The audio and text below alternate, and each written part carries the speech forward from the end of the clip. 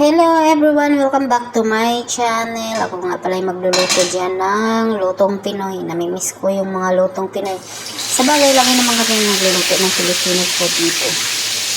Muna, nagpiprito lang ako ng isda. Dito naman kasi sa amo namin, pwede naman kami makapagluto ng kahit ano kasi malayo ko sa kusina doon sa kabilang pinto. Kaya yung amoy hindi siya naamoy sa loob.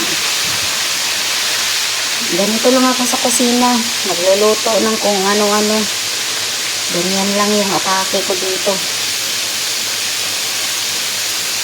Samantalang sa ibang bahay, hindi pwede na pagluto dito.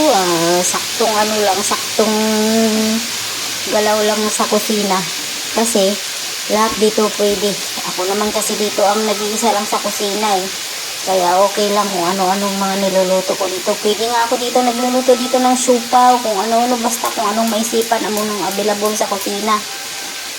Yan ang niluluto ko. Malimit talaga mga niluluto ko ay mga lutong Pinoy. Hindi kasi kami masyadong nakain dito ng mga Arabic food kasi parang maraming oil yung mga niluluto. Kagaya niyan. Nagluluto ako, nagigisa ako dyan ng mga gulay. Tapos ang nilalagay ko dyan para healthy. Hindi yung oil na normal olive oil mga nilalagay ko. Ayan yung lulutuin ko. Ginisang kangkong, may saluyot, may alugbati. Yung alugbati ko kasi tanim ko dyan sa labas eh. Kaya nagugulay ko. Tsaka yung tanglad, tinatanim ko lang yan dito. Nilagyan ko lang yan ng mga kung ano-ano, okra yan, binili ko yan, kamatis, sibuyas, atsal, luya. Yan, gigisahin ko siya bago ko siya gagataan eh. Ganyan lang yan dito. Ito yung mga lutong Pinoy, tas black pepper, asin. Sud ng namin dito, lunch namin. Friday kasi, mostly talaga pag Friday, hindi ako nagluluto. Ngayon, may nurse kasi dito, kaya nagluluto ako. Pero kanya-kanyang luto. Yung sa nurse iba, yung akin naman iba. Kasi India yung nurse dito. Ginigisa ko lang yan Ginigisa ko lang yung una yung luya. Mabango kasi pag luya ang inuuna mo. Pagigisa. Ang bango-bango ng ang bango ng aroma niya pag luya ang unang ginigisa dito. Sa kabila naman ay pritong isda. Ginataang gulay at saka pritong isdang ulam ko. Tapos sinunog ko na rin yung dyan ng sibuyas. Ganyan lang yung ko dyan. Ako lang naman ang kakain yan. Dalawa kaming kakain, puro Pilipino. At saka nilalagyan ko yan ng bawang, ginigisa. Bawang na ang solve ng problema namin sa tiyan namin pagtanghali. Sa ibang bahay, lagi lang paulit-ulit ang ulam. Pero dito na malaya akong magluluto eh. Diba? Ang sarap-sarap niyan. Malimit talaga dito yung mga niluluto ko, Filipino food para sa amin. Kasi tatlo kami dito Pilipina eh. Kaya puro Filipino food yung mga niluluto ko. O, diba? Ginigisa ko yan hanggang sa lumabas yung mga aroma. Pag naman, Arabic food, naghihinigisa ko rin kaya lang yung mga ricado kasi nila tapang. Kasi nilalagyan ko lang yung black pepper, ayos na. Sa Arab kasi marami silang nilalagay na spices.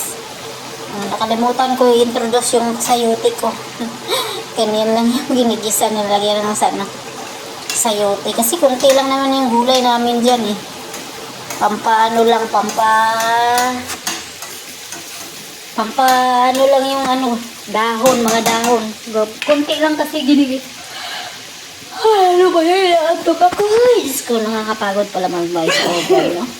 Tapos ang pangit-pangit ng boses mo. Diba? Lagyan natin ng asin.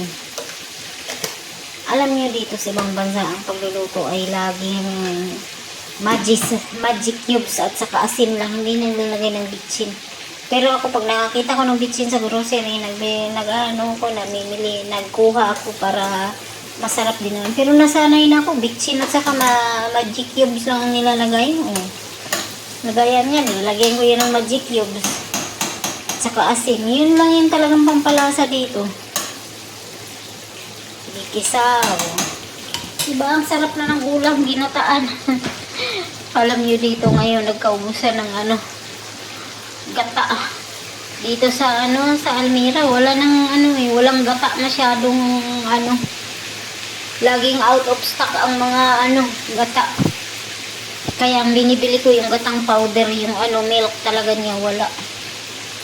Sa kabila naman yung niluluto ko, isda. Ang dami din naman yung isda na yan. Kasi, kaya ko dinamihan yung pagpiprito niyan kasi yung mga kasama ko nakain sa gabi. Yan na kasi yung inuulam eh. Yung leftover ng tanghali. Kinakain din sa gabi. Diba ganyan lang ang ano dito.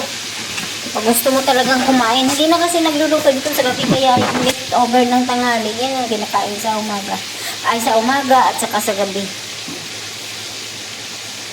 Diba? Diba nagagloves pa ako kasi nananalisik yung mga ano dyan eh. Oil, nagagloves talaga ako at ako'y sanay na sanay talaga magloves. Kahit maghugas ako, nagagloves ako kasi pag hindi ka nagagloves, yung ano, yung mga kuko at saka yung nagbutas-butas. Parang allergy ata sa sabon. Kaya lagi akong nagagloves. Ay, wala na nantok ako. Ay, Diyos ko, ano ba?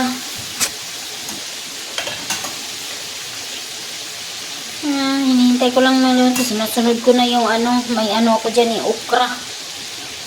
Pinapaluto ko lang yung sayuti, tas yung okra, mabilis lang kasi yung okra maluto. Niligis ako para ano, malamis-lamis naman yung sabaw niyan. Saka okay lang naman yung ano, kasi olive oil yung ilalagay ko dyan. Dito kasi may olive oil, may ano.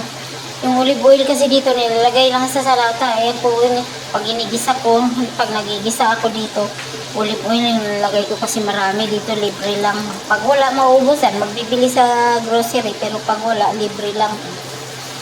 Kasi hinihingi lang namin sa kabila. Nilalagyan ko na yung tubig, tapos tinatakpan, kunting tubig lang yan kasi para ma-espiso yung gata niya. Yung ilalagay kong gata. Tapos sinusunod ko na yung tanglad. Ang dami kong tanglad dito, nabubuhay sila. Yung ano, yung malunggay na tinanim ko, hindi nabubuhay. Pero yung tanglad nabubuhay. Tapos may ano ako dyan sa labas, sa lugbati. Tinatanim ko. Ang ano talaga, inaalagaan ko yung tanglad kasi lagi akong nag-ano dito, yung mag-grill ng manok. Lalagyan ko ng tanglad sa ilalim. Tapos yung kangkong naman na binili yan sa ano, sa grocery. At saka yung ano ba yung tawag nito eh? Saluyot. May saluyot dito kasi yung ibang Arabo dito mahilig sa saluyot. Tapos nilagyan ko ng ano, kunting sabaw ng gata. Pero hindi ko naman inuubos dyan eh. Alam niyo may saluyot dito kasi yung mga Arabo mahilig silang saluyot. Yung mga sinauna, yung mga matatanda, mahilig sa saluyot dito. At saka dito lang din ako nakakain ng ano, saluyot. Hindi kasi ako, ano, familiar. May familiar akong saluyot sa Pilipinas, pero hindi ako masyadong, ano, masarap pala yun. First time ko dito, nung unang dating ko, first time ko, sarap na sarap ako. Nilagyan nila ng ano, manok, kinigisa. Biniblender pa nga yung iba nila, ginagawang ano eh, ginagawang soup. Siya, shorba yung tawag nila. Kaya lang masyadong malapot na at saka yung ano tubig, mag-ano na siya, parang ano na. Danlog ba naman? Tagalog sa danlog. Uy, malapot. Oo nga, malapot ang sabaw niya. Pero masarap din naman siya pag hinihigop mo.